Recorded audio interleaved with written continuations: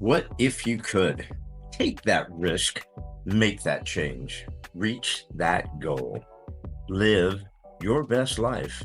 Welcome to another episode of the What If You Could podcast, where we get together with amazing experts and everyday people who share challenges, encourage healing, and explore the possibilities that life has to offer.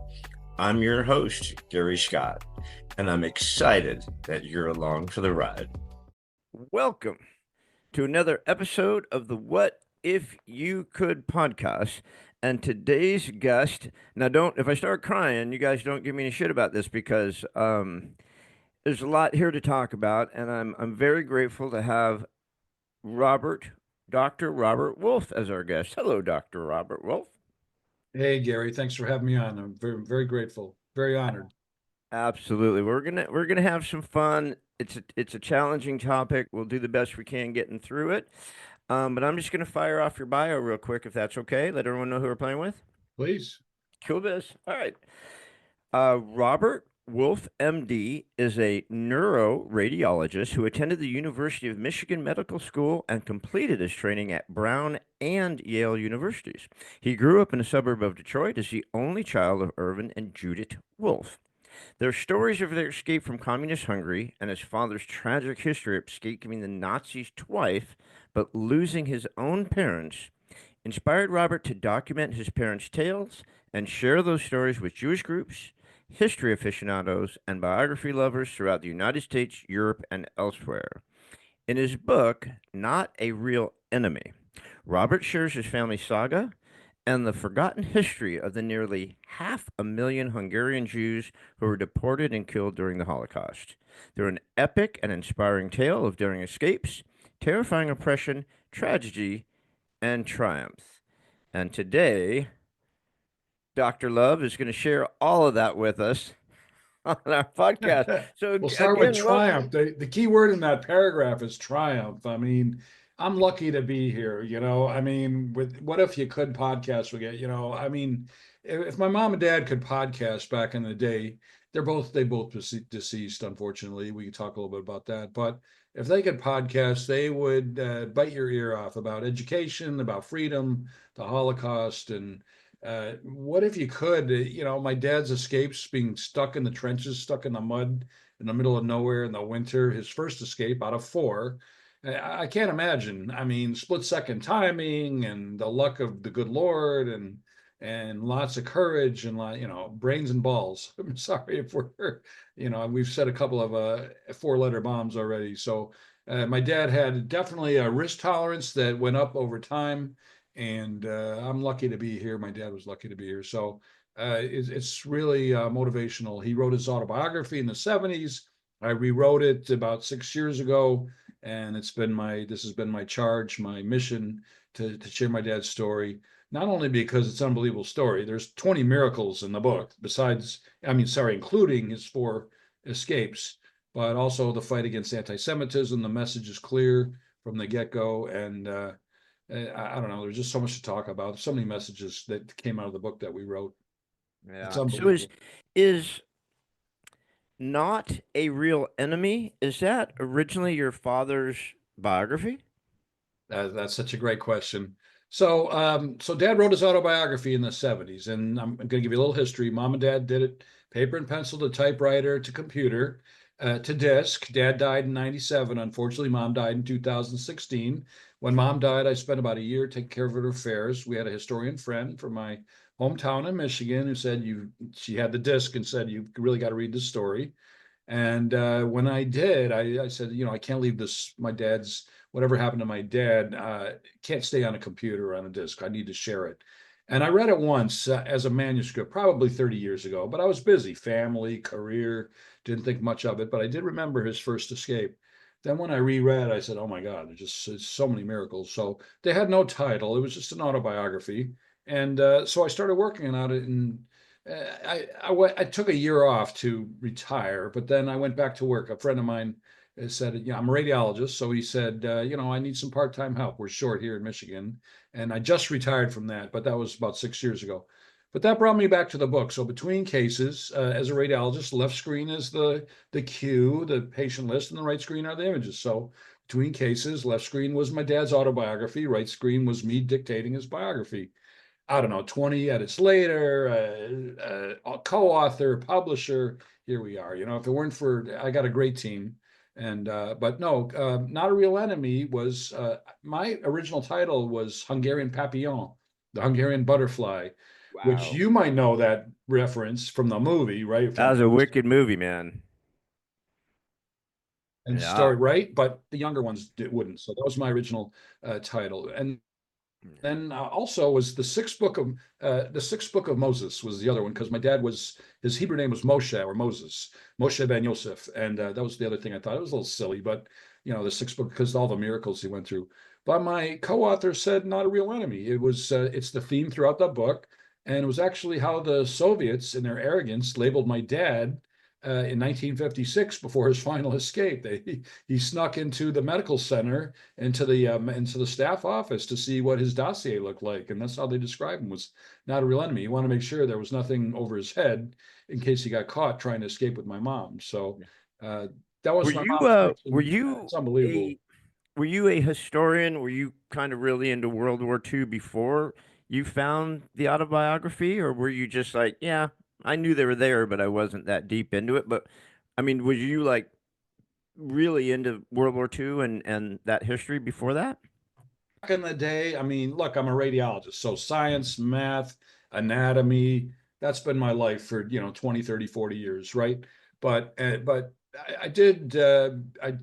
used to read every day the Boston Globe when I lived up in Massachusetts. I always loved the to this day in history, and I read it daily with always, and just learned so much from it. So and not much about the Hungarian Revolution, not much about Hungary, but that was my turn on to history. If you took me back to high school, I really didn't like history. It just wasn't for me. And by the way, if you knew me 6 years ago, you'd say this guy would never write a book about the Holocaust. My mom and dad were educators. My mom was hooked on it. I mean, I guess that was their way to fight PTSD or whatever it was. And here we are. I got the zap. I got Superman's kryptonite, I suppose, whatever you want to call it. But no, no, I love history now, and I did what reading the Globe, the New York Times, whatever. We're still living history, sports history, and all that. I just don't want the thoughts of all these people from 9/11 and the Holocaust and even Vietnam and Korea. We just can't forget that. And nobody talks about World War One and the Civil War and the War of 1812. And they're all wars. They're all people dying. I can't imagine. And as a radiologist, as somebody who wants to preserve life, I can't stand the thought of death and you know what's going on in the world right now, and people they seem to ignore it. They seem to they don't have this respect for human life, and I'm Yeah. all about the negotiations table. If that's at all possible. Well, it is possible. I mean, it's been done throughout history. And the thing is, about World War II, I hate to use the word love. I mean, I like the history of World War II. I've got a lot of books on World War II. I found World War II fascinating with all the players, and a lot of people think that Hungary was kind of like France, right? Like just Hungary just went, okay, come on in, don't worry about a thing, and a lot of people didn't get wiped out in Hungary. But really, it was some pretty wicked battles in There Hungary in were. World War No, II. it was horses versus tanks, and so it didn't last long. And the Germans they had it planned out. I mean, it wasn't. And we do talk a little bit. So the book actually covers World War One all the way till the end of the Hungarian Revolution in 1956, after which my parents escaped. So it's a long stretch. And no, you would never. Not most people don't know about all that. So of course we covered Nazi Hungary, communist Hungary. And you're right, Hungary until 1943, 1944, that's when they started deporting the people, and that's when my dad ended up going to his first forced labor camp, which they traipsed him around all of Hungary, and he finally escaped because it was toward the end of the war, at least as far as they knew. And my dad and his friend Frank thought this is a death march, and he had an infected foot, by the way. So and he and his friend Frank, they got the hell out of there. They didn't know who was going to win, if the Russians won or if the United States or if the Germans won. You're a Jew, you're screwed. And that went back 20, 30 years. That's how they felt. So they didn't know where they were going to go, but they didn't want to be on this death march, so that was their first escape in the middle of nowhere. So, yeah, it's just there's just so many great stories that, like I said, I'm lucky to be here. Dad's lucky to have made it. Punchline: Dad was MD. He did his residency as an OBGYN finally as a Jewish guy in Hungary, and came to the United States and delivered 10,000 babies in the Detroit area. So Wow. that's the punchline right That's there. amazing. Yeah, I That's mean, amazing. Talk about redemption, right? I mean, right. Oh yeah, yeah, yeah. I mean, from almost losing his life to delivering so much life, and there's when I was in high school, I was a thespian, of course, and love it. we did the Diary of Anne Frank. And I was just a junior in high school. I was a little pothead, played water polo, really didn't give a shit about much stuff. And then, but so when we were doing Anne Frank, I got the role of Mr. Frank, and they brought in two Holocaust survivors. Now, of course, I almost missed it because I want to go party with my friends, but I'm like, oh, I really should be there for this. And I'll tell you, these two gals, man, they had the tattoos, the numbers. Wow, they just laid it out and it just changed everything for me. I went from just being a goofball, like I'll blow through this play because I want to get chicks, to wow, this is unfreaking believable. I mean, because here you are sitting with two people who, have the numbers tattooed on their arms. It's a big deal. I don't know why people want to pretend it never even happened. Oh, these same kids, there's so much youth now that denies the Holocaust because they don't read, or they listen to whatever BS we've got on social media, and they deny 911 too. And I like to remind people 911 was attacked against the United States, and Jewish people died, Muslims, Asians, Christians. It was an attack against the United States, not against Jewish people. Now a lot of it's attacks against Jewish people. And look, that's it's my little charge here, is just to try to, through the book and through whatever messages we have, and the book's loaded with them, integrity, and there's nothing wrong. I just want to be, I just want to engage with people and have them realize that we're all people, and this death and destruction thing and hatred, it's just a waste of our time. And for those that are perpetrating, and nobody cares unless, obviously, if you're the victims, so hated to see what happened in New Orleans. I hated when the guy died in L.A. You're part of there was a 65-year-old Jewish guy got attacked in L.A. Lady that was president of a synagogue in Detroit, my hometown, got killed in her own place. On and on and on, and it's just ridiculous. I'm totally against all that, and that's part of the. When you read the book, you say, "Oh my God, I get it right away. What's going on here?" So. Why do you think there's so much anti-Semitism on campuses right now? What's going on with that? Well, I don't know, the fuel, somebody's fueling the fire. I hear that there's a lot of, I don't know if they're immigrants or people that aren't part of the campus that are kind of infiltrating and getting people's blood going. Um, I don't know. And look, people are entitled to want Gaza, I guess, to be free, if that's what they want to call it. I always thought it was as independent as you're going to get it after all these years. And, I don't know. I mean, I can't understand hatred as much as I just can't understand it. I mean, um, I didn't do anything wrong. My dad was a doctor. His dad was a dentist. They did a lot of freebies. They've contributed to society and then some. They gave tzedakah, or charity, not just to Jewish people, but to Detroit, for example, and homeless people. And I don't know. I can't understand it.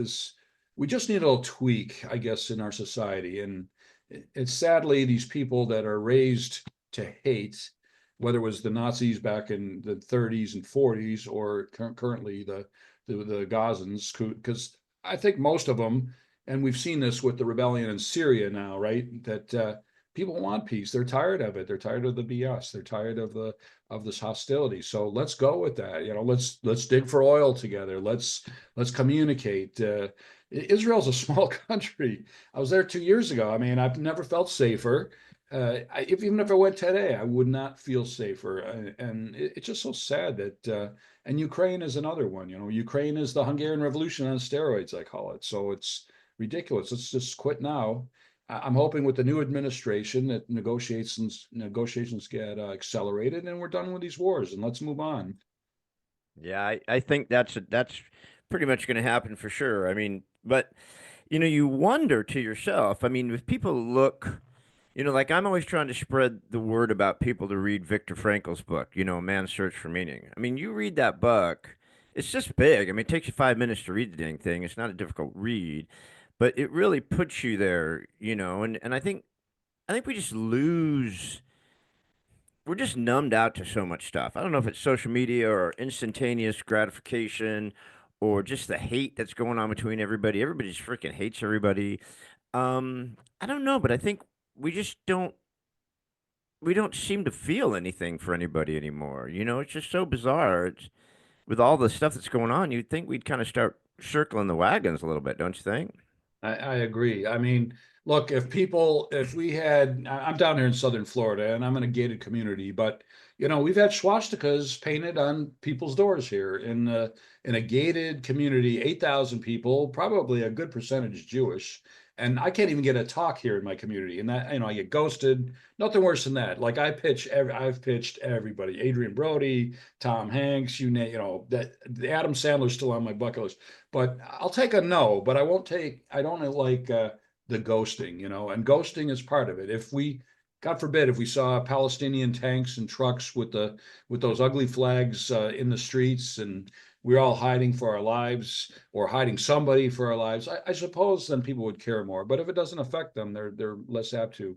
And you're right, people get distracted by other things. We've got Netflix, we've got Hulu, we've got sports events, we want to go out and golf, we want, so it's to talk about this, it's a hard subject to talk about, but if we don't have peace, if we don't have a good relationship with each other, Judeo-Christian to start, it's never going to work out. It's just going to be, well, what's happened in Canada and Europe and even the US a little bit. I can't stand it. It's not acceptable. It's just, Yeah, it's all how do over. I these mean, look at people what's learn this happening behavior? in Seoul, South Korea. Look what's happening in South America. It's all over. So let's go. Let's take me back to the book now. Let's take me back to the book. So you find this disc. Your father had written down his history. When does he start? When are the first kind of memories that he starts writing down that you expose in the book? Well, it starts from his childhood memory when he was born in 1922. He talks a little bit about his parents and their families, but not much. They didn't have a lot of documented. They had some black sheep in the family. They had people that they didn't know what their whereabouts was. But his dad was actually on a Red Cross ship in the Black Sea in World War One as Wow. a doctor. So that's how he started. Became a dentist. My dad had a pretty good childhood. He was a little bit spoiled. He admitted it, and it's a big part of the book how you start from. And this is a big lesson in the book too. You could have this great life. You could have all the money in the world and this and that. You could have a comfortable life, but it can change on a dime. And my dad's parents were very nice they were welcome in the community. They had to move several times. They even converted once and converted back. Lots of little stories there. But my dad was just a kid when he went to his first forced labor camp. So he really chronicled how good he had his life, and then boom, all of a sudden it turned upside down. And for his parents who were killed at Auschwitz while he was away at the forced labor camp, it's that's when I had to put the book down and put it away for about a week or so, just to think about these are the grandparents I never met. They died at 50 years old and almost instantly, both of them. And in a hurry. And so that brings back the World War II thing where, the Germans were losing when the Germans were getting their butts kicked, or whatever you want to call it, in 42 and 43, 44. Then they accelerated these deaths for whatever reason. Maybe they felt it was, I don't know, instant gratification or whatever, but really saddens me too. Instead of fighting the fight they should, they killed innocent people.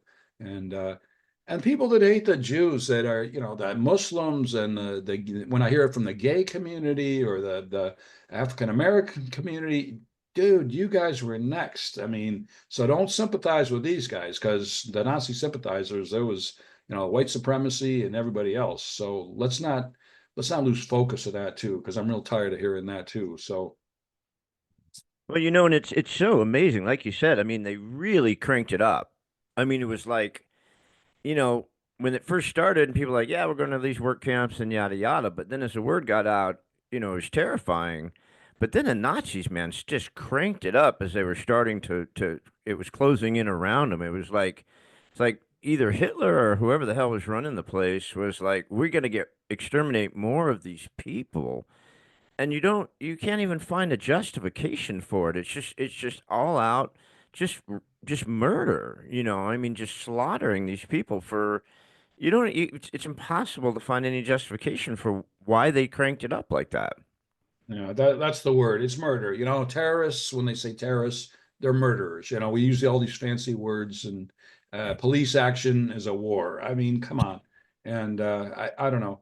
And plus, the attitude was so pervasive throughout the innocent civilians. But fortunately for my mom and dad, my mom, her story wasn't as exciting. She hid most of the time during World War II, with her mom and grandmother, either farms or Christian houses or whatever. So she a little bit less harrowing, and she didn't chronicle her life as much as my dad did, but she was a great Holocaust educator.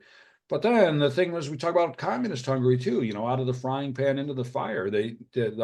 If the United States had taken over Hungary at the end of World War II, we wouldn't be having this discussion. I'd probably be Hungarian. I probably would have gone to Hungarian medical school, and I wouldn't be an American guy. But with everything that happened, 2 wars is enough. 4 escapes, 2 wars. And the funny thing is, when my parents left, they met my grandpa Bertzi, Albert Lieberman, who really helped them. He was a consulate from Israel. He was already in Israel to Hungary. And they sent him a little bit of money from time to time, which was really cool. And Cloak and Dagger stories, how my dad went to collect that money. He had to sneak in and go to the embassy or whatever.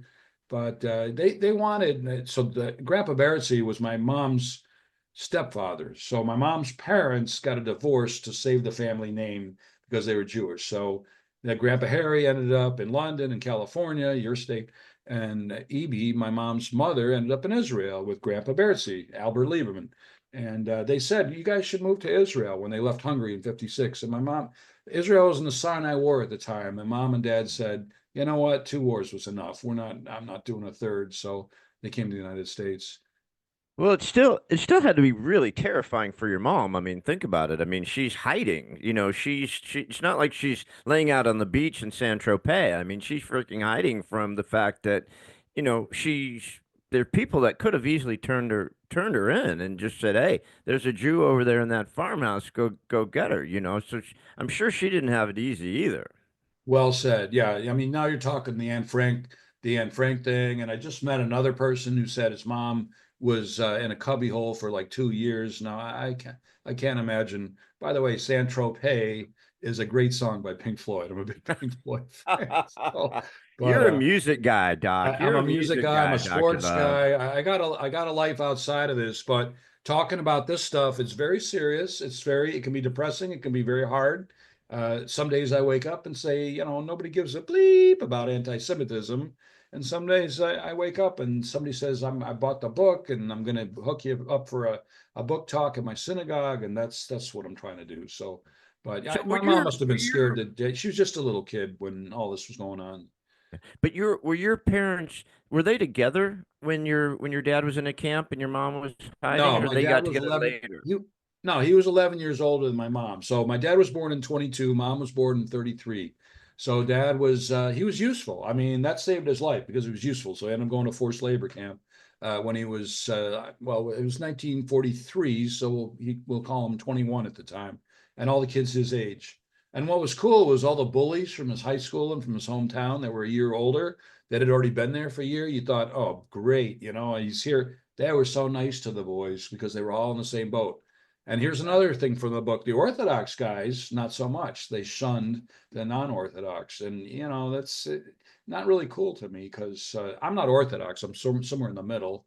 But religion's religion. People are people, and my cousins are all Orthodox, but they get along with me great, even though I'm not as much as they are, unfortunately. But it's yeah. So the more messages too there. Just no, so they weren't together, 11 years apart. They didn't meet until well, they met once. It's funny, they met when my mom was just a young kid.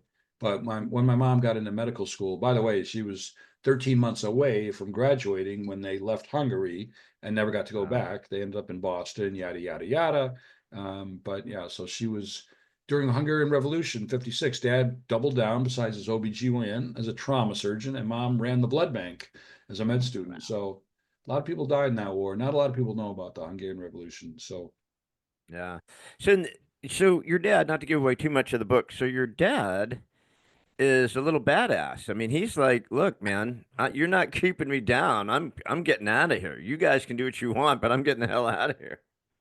dad was a badass. That's I use that word from time to time, and I love the word because, and I wish I realized it more when I was alive, when he was alive. He died in '97. It's quite a long time ago, but Yeah. yeah, he was a badass. His risk tolerance by the time they escaped in '56 was, through the roof. He snuck into the medical, like I said, the medical office to find out about Not a Real Enemy, which shit, I am sorry, I didn't shouldn't do me to swear, but the Russians in their arrogance called my dad. He was not a real enemy, but my mom and dad were real enemies of.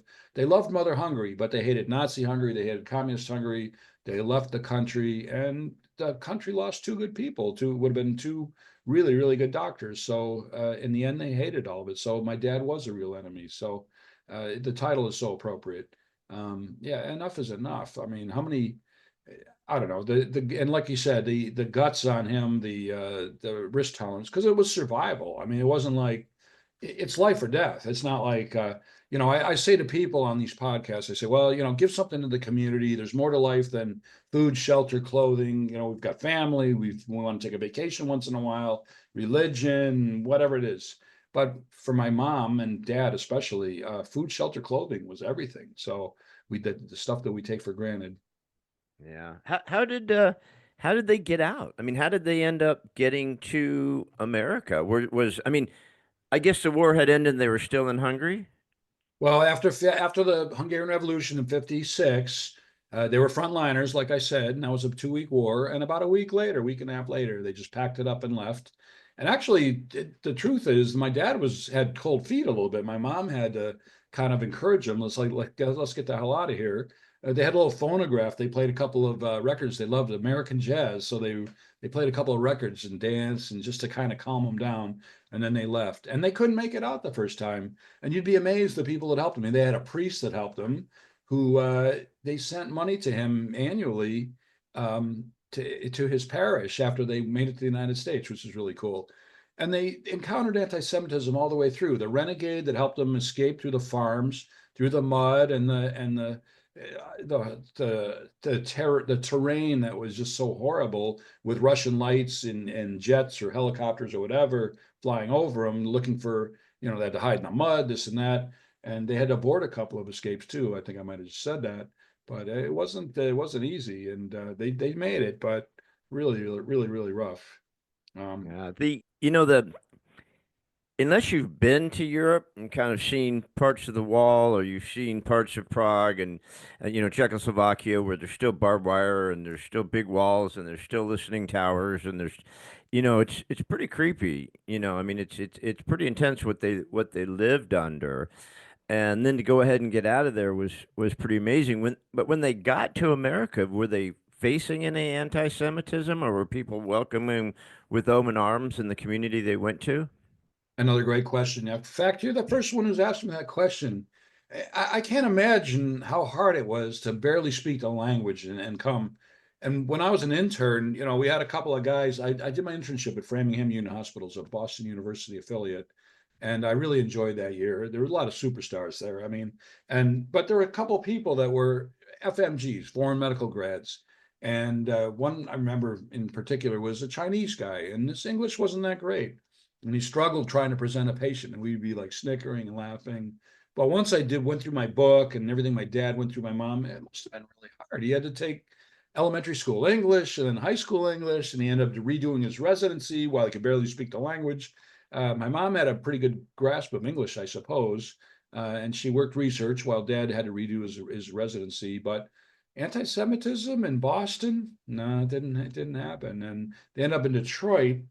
The year I was born, 62, and a couple years later, 60, 64, 65, they moved to suburbia because they felt the urban blight.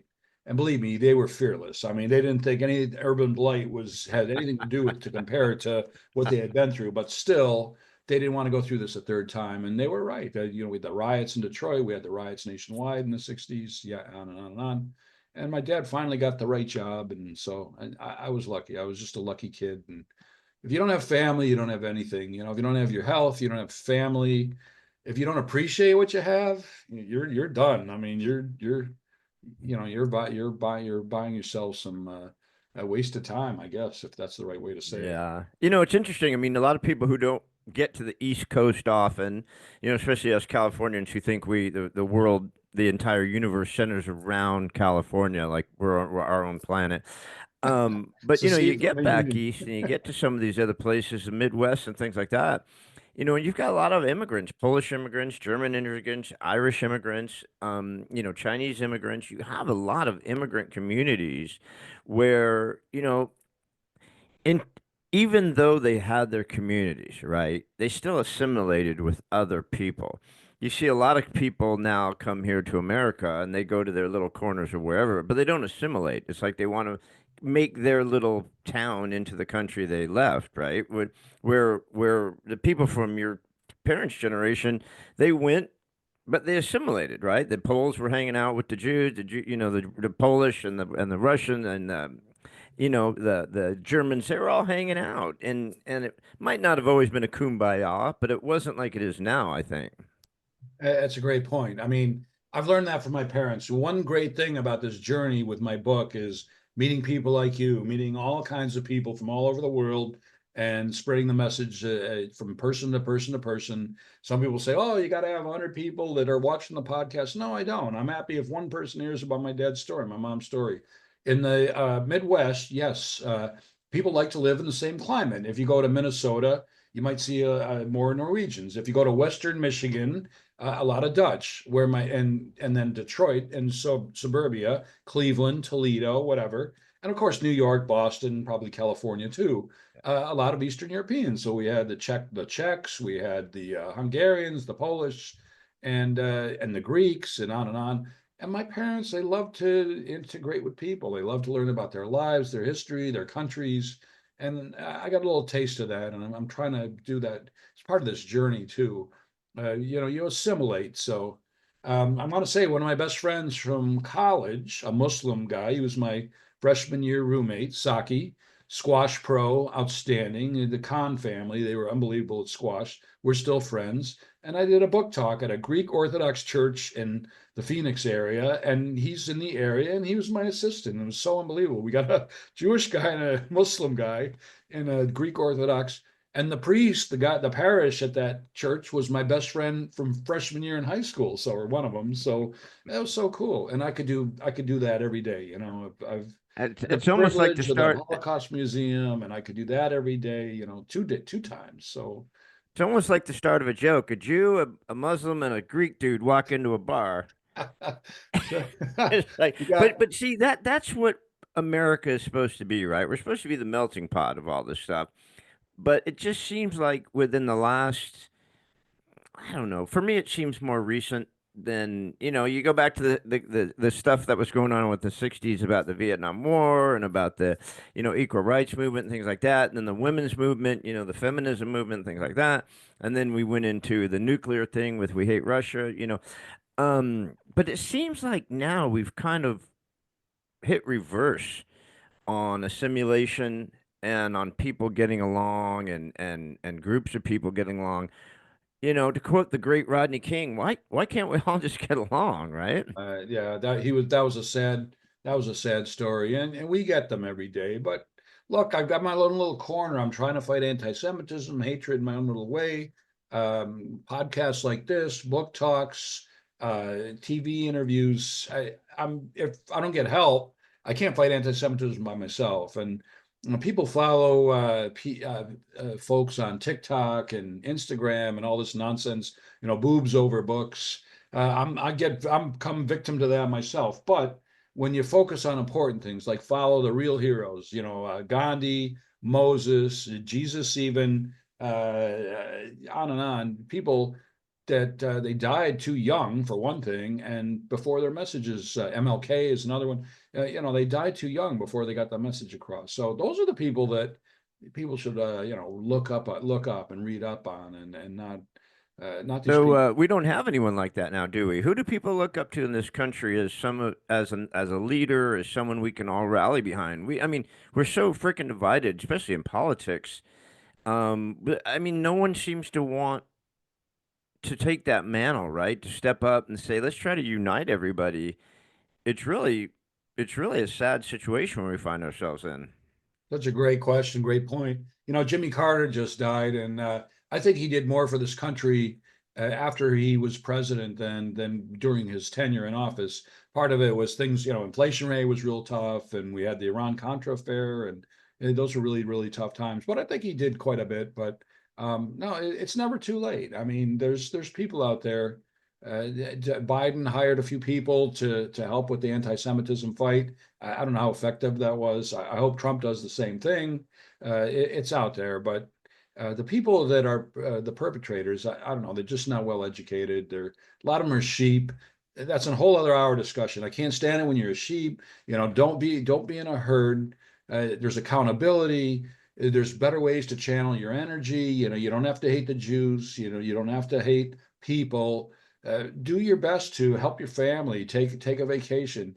If you don't like the country, if you don't like U.S. or Canada, go back to where you came from. Go back to Gaza and run for office there if you want to change things. I mean, don't right, but don't. Yep.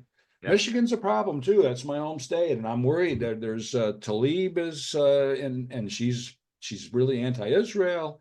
There's a big Muslim population, and I just read all their X-rays pretty much for till this year when I retired. I'm happy to, right? Yeah. And by the way, your doctor in 10, 20 years is either going to be Indian, Chinese, or Muslim. So plan on that. Yeah, Uh, he'll be reading your X-rays from India, and you won't even see there's him. They'll that take too. your X-rays and send it to India.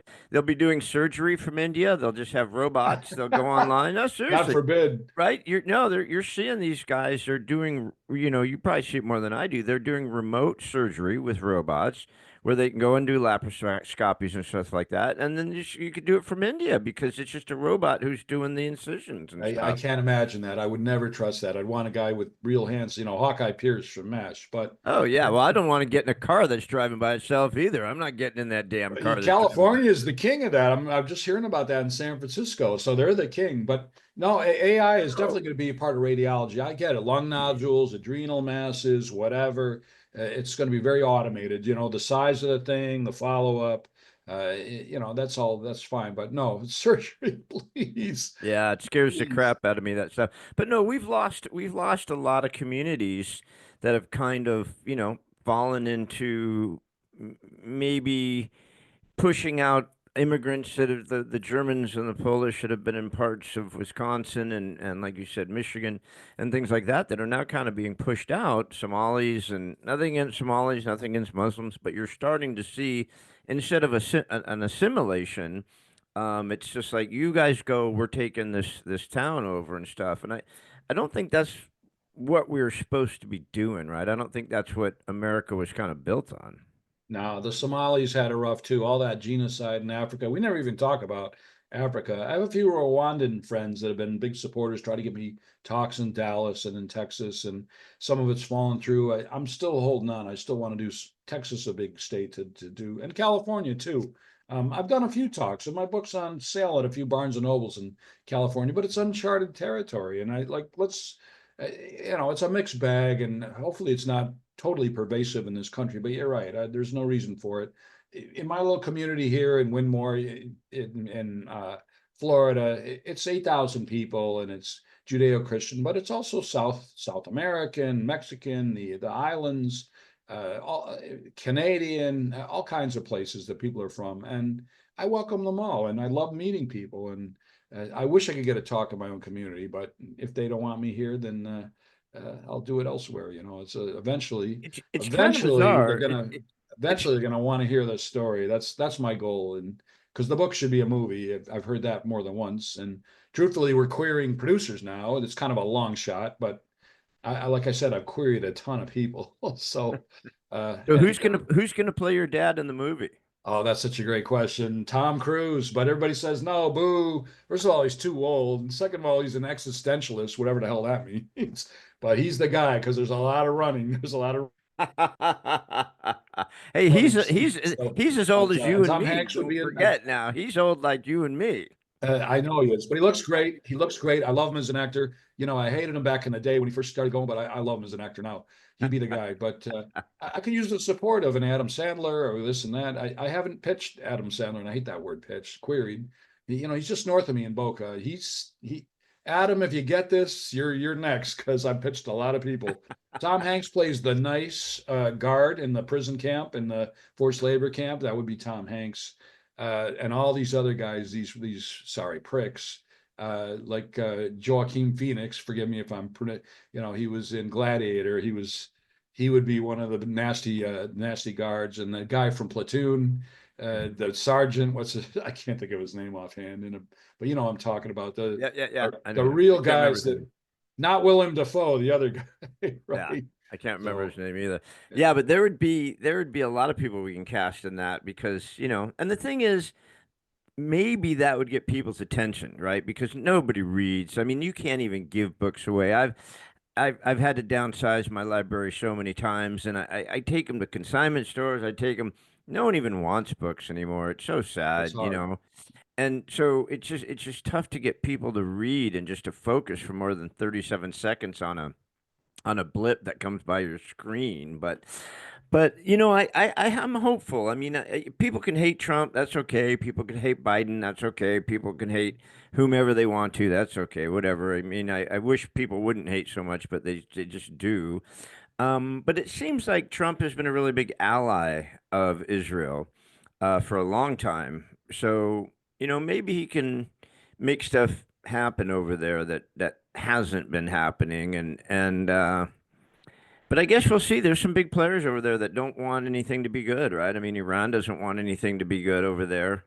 But I think most of the countries do. I don't think Saudi Arabia wants war over there. I don't think Jordan wants war. I don't, you know, I think most of the I people are just completely tired agree. of No, war. no, I agree. Look, I'm not real political, and when it comes to history, I know my little corner of it. But I agree about Iran, and Iran was that close to younger population. They wanted it. We weren't that about 20 years ago, 30 years ago. I can't exactly remember when they were that close to being more progressive, more about the people, and somehow the wrong people took office or took charge, and so we see that. And then, of course, it got transposed to Syria and wherever else.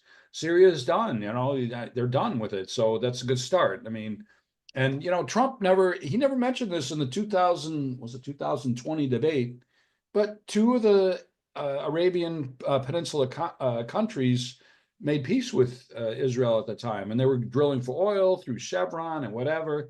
And I invested in Chevron because of all that, and I thought that was great news. And I was hoping there was more to come. So Well, Iran, North Korea, China, and Russia seem incurable, unfortunately. You know, I mean, but I'm not pitching my book to any of those countries because they don't give a beep. well, you know, he got the Abrams Accords done. He got some peace movement done in the Middle East, and he moved the our embassy to Jerusalem, which people have been wanting to do for a long, long time. And I think that the thing about the Middle East, and I think all people like that. I know they pick on Trump because they think he's stupid and all that stuff, and I don't want to get too political about it either. But you have to understand that these people only deal from strength. If they sense any weakness, they will pounce. I mean, you know, we talk about all this free Gaza and Palestine and Israel and all this stuff. But the fact of the matter is, they've been at this for thousands of years, right? So it's not like, you know, we've been around 250 years, right? So it's not like we can understand a lot of these battles because we don't get the history of it, right?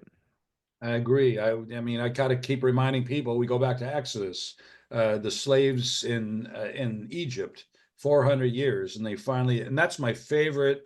Yeah, that's my favorite book of the five books of Moses, and it's my favorite story. I mean, it's just if there was a God, and I hope there is a God. Sorry, I'm going to get a lightning bolt, but that was. I mean, the miracles there, the splitting of the Red Sea, the 10 plagues, the you know. But after 400 years, are you kidding? How long do we got to suffer, right? So it really goes far back. I mean, even Adam and Eve, and if you think about the kids, and they split. One went into started Judaism, and this one started Islam, and it's sad. We should just be able to cohabitate. I mean, I love the Judeo-Christian values, where it's all the same. And if I have more Christians on our side here in the U.S. and elsewhere, then it's gonna help with my charge.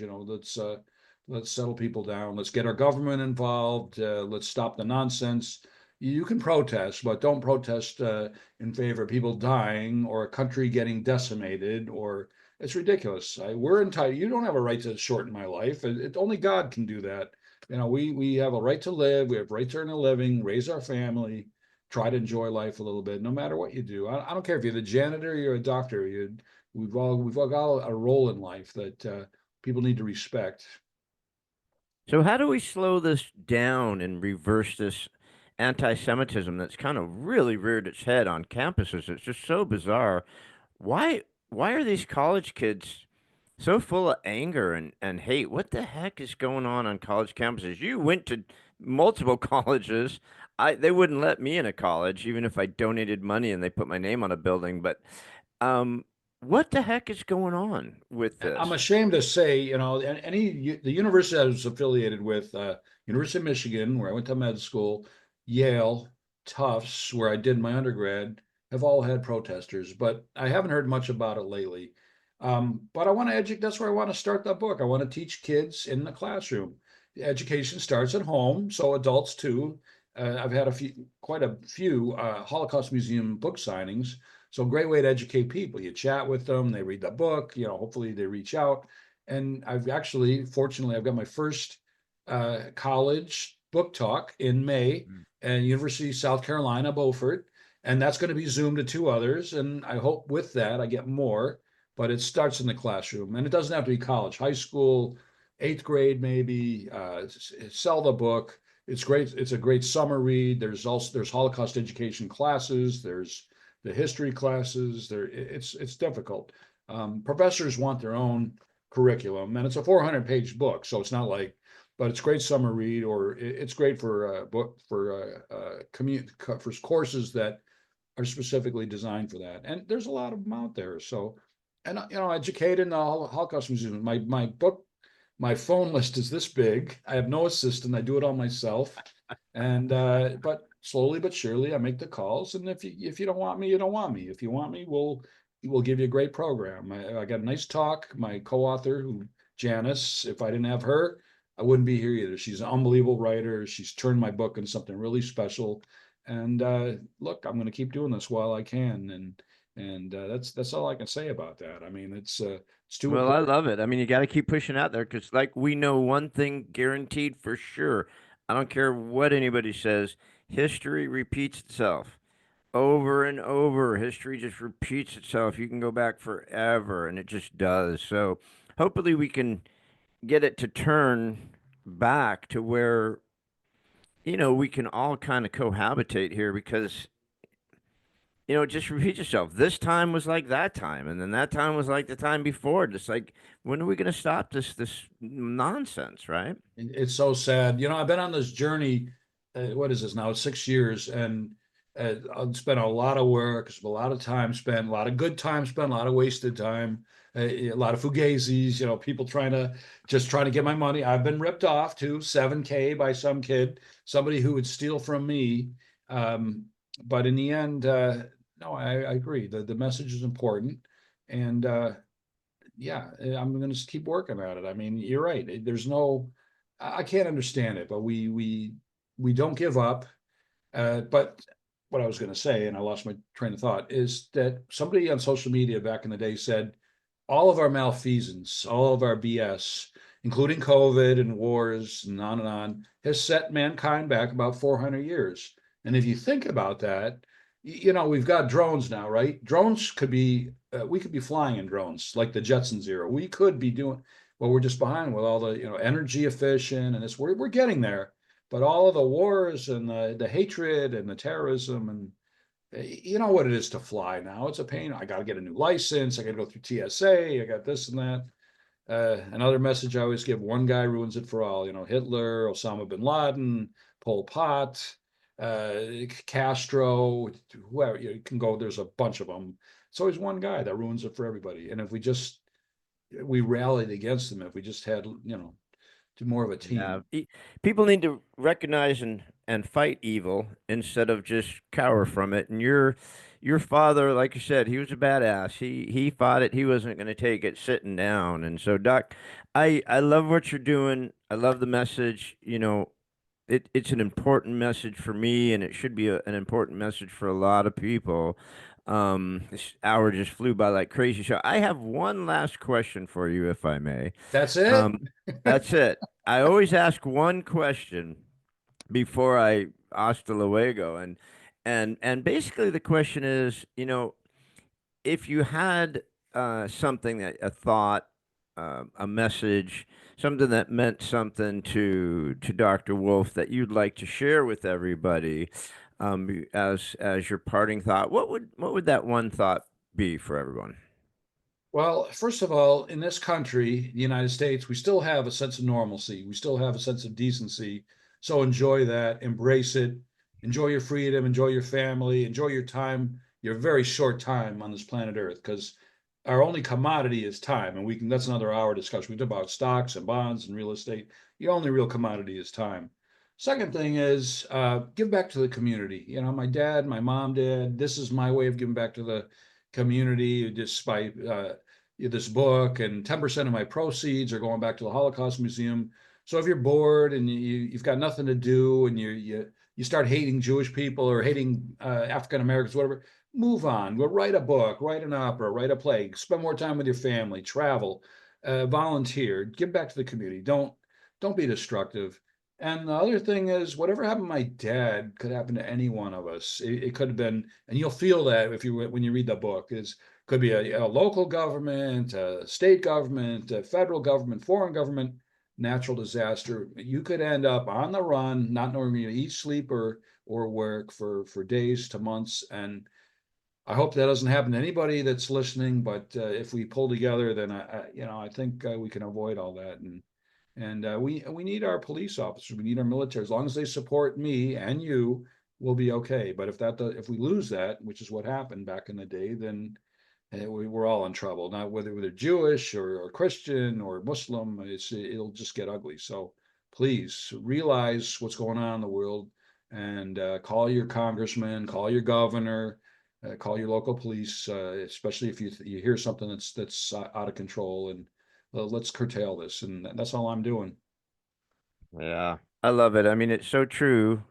You and I have both had our health issues, and we've made it this far, but the fact of the matter is we don't have a lot of time, and to waste it just hating people just seems bizarre to me. I don't know why we want to waste our time. Like you said, do something beautiful, plant a garden, write a book, Love you it, know, love it. help children, do whatever, but gosh, stop all the hate because it's just so bizarre to me. But that was a beautiful message, and I love that. So we've got Dr. Robert Wolf. His book is May I Not show a it? Real Enemy. You have it? There it is. Forrest Gump, that's my boat. That's my Tilted a little book. bit. Tilted a little bit so the light isn't too. There we go. Now I can see it real well. Not a Real Enemy. A beautiful book. The message is amazing. Real life story about his mom and dad. Mostly, I guess, about your dad, right? Kind of his Yeah, his first half of the adventures. book. Um, and it's such an important topic. We can't lose our history. We can't let them take our history from us. They want to take away our history. We can't let them, because once you forget the history, it's just going to come back and kick in the nuts again. I mean, it's a guarantee, right, Doc? Absolutely. No, pay attention to it, and let's not repeat ourselves. Just stop hating. There's no reason why do you have to hate your neighbor? I don't get that. I mean, uh, I don't know, man. I think we got to take a step back. So everybody say thank you to Dr. Wolf. Please go out and get his book, Not a Real Enemy. and reach Dr. out. Wolf, super grateful for having you on. I appreciate it very much. So Thank you, thank you, Gary. everybody. My Look for my Dr. pleasure. Wolf. Thank you. Appreciate it. You God got bless it. you. Look for everybody. Look for Dr. Wolf on the upcoming episode of What If You Could podcast. But in the meantime, Dr. Wolf, I'll see you soon. Thank God you. bless you. Thank you. All right, guys. Thanks again for joining us on another episode of What If You Could podcast. Please subscribe, like, share, and give us any feedback. We'd love to hear it. And remember, if you can dream it, you can do it. See you next time.